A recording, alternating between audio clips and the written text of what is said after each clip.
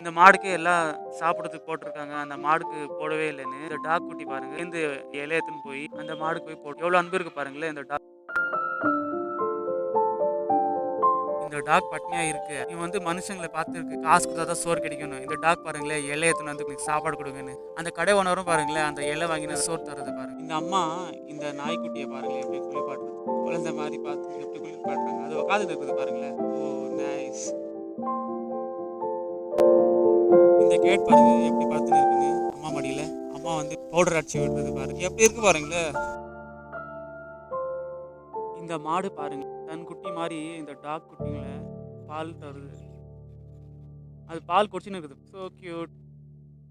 அதனால எல்லாரும் பட்னியா இருக்காங்க. சோறு எடுத்துன்னு வந்து குடுத்துன்னு இருக்காங்க. அதுல டாகும் வந்து நிக்குது. இந்த டாக்காக எடுத்துன்னு வந்திருக்காங்க பிஸ்கட். அது ஊட்டி விடுறது பாருங்க. இந்த வாத்தும் இந்த டாகும் க்ளோஸ் ஃப்ரெண்டா. பாருங்களேன் எப்படி பல வருஷமா தூரமா இருக்கிற மாரி வந்து கட்டி பிடிச்சிக்குது பாருங்க விளையாடுறது. இவங்களே எவ்வளோ அன்பு இருக்கு பாருங்க. இந்த எருமை இங்க மாட்டின் தவிக்குது. இந்த அக்கா பார்த்துட்டு இங்க விறகு வச்சு விட்டுருது பாருங்க. அதுல ஏறி வருது பாருங்க. எவ்வளோ நன்றி சொல்லியிருக்கோ அந்த அக்கா. இந்த அண்ணன் இந்த டாக்கு டெய்லி பாருங்க பால் எடுத்துன்னு வந்து குடுக்குறதா. இதே ஒரு வேலையா பார்த்துன்னு இருக்காரு இவரு. இந்த அண்ணாக்கு உண்மையிலே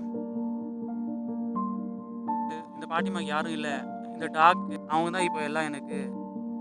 குழந்தைங்கலாம் அவங்க தான்.